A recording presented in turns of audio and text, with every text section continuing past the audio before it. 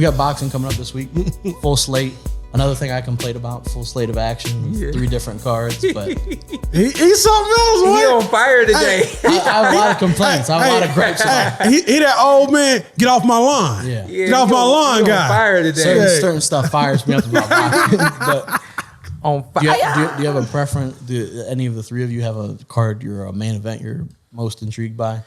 Just wish I knew what was going on. You got Virgil, Mean Machine. I'll take my guy Rigondeaux. You got Rigondeaux Casimero. Yep. Is that the one you're intrigued by? Yep. Franco and Maloney, you talk about something else that boxing was an adventure for. But yeah. I hope fight. for Maloney that he continues where he was because he was winning that fight and closed the guy's eye with a punch. But that's maybe the one that I'm the least intrigued by of the other 2. But I don't. Casimero and Rigondeaux, I think, is an interesting matchup. There are a few fighters that I've kind of written off, and I think Rigondeaux has. I've Understandably, I get it too. Yeah, he also did so.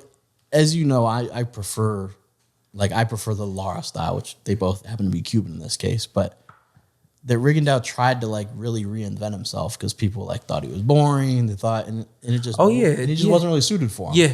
So I'll be curious to see what he does against Casimero. I mean, the prime, he's no longer in his prime, but prime Rigondeaux, he's unbelievable. Could stand right in the middle of the ring and somehow lean right out of the way, hit you with a counter, check hook, step around, and stay there again. Wait for you to turn around, wait for you to make another move, dip. Pop, and then he technician in the ring. Hey, Shawn, I feel like you saying he did this all without getting off his pivot. Yeah. And that's what made him special. He was that front foot didn't really move, and it was the action was here. Yeah, he was smooth. He was, but I just don't think he has that type of energy, that type of charisma anymore. He's that type of timing. He's in his 40s, 41 maybe. Probably.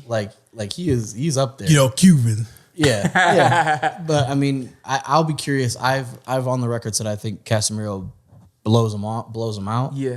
And I think that's because Rigondeaux obviously is older, but I also think he might be in the back of his mind thinking I have to come forward and be a little more aggressive, which I don't think bodes well for him. You think he's still in that state of mind? I hope not. Yeah. But I do remember where people fight after fight, they were saying he was boring. And then, we don't want to watch him. And then out of nowhere, he's trying to sit down and not really bang, but just, I would, as a viewer, I would like to see him prime-ish, prime style Rigondeaux and see if he can, because in his prime, I think he can beat Casimero easily. I don't even think it would be close in his prime. Obviously, it's far from that.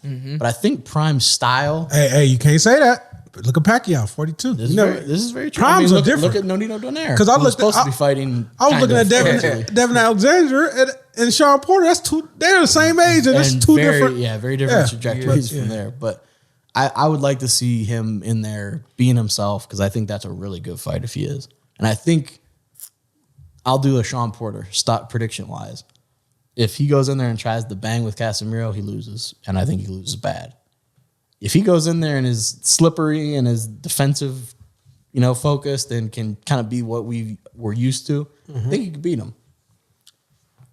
Fighters get to a point where they don't want to do what they need to do to get prepared for a fight. And I feel that that's where Rigondeaux is now. Rigondeaux is now where he does just enough to get in the ring and does just enough to be in shape to fight.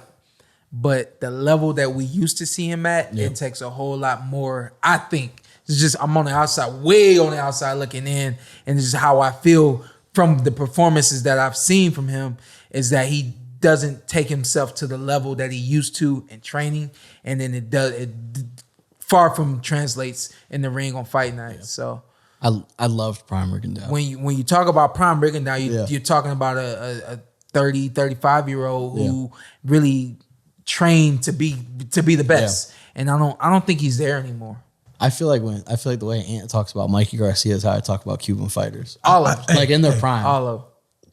White Cuban. I'm telling you, it's Lara Gamboa. He's a white Cuban over there. It's a lot of dark ones over there, but there's some light ones. I know. Like Lara Gamboa, Rigondeaux, like in their prime, were so fun to watch and so based like on my style, what I like to see. What's up? I'm Showtime Shawn Porter. I'm Ant. Follow me on IG with 2 T's. Let's do it. Let's do it again. All right. Just introduce yourself. Okay. And then you tell them what to do. I'm Showtime Shawn Porter. I'm Anthony Brenagh. Carson A. Merk. Like, subscribe, comment. This is the Porter Way.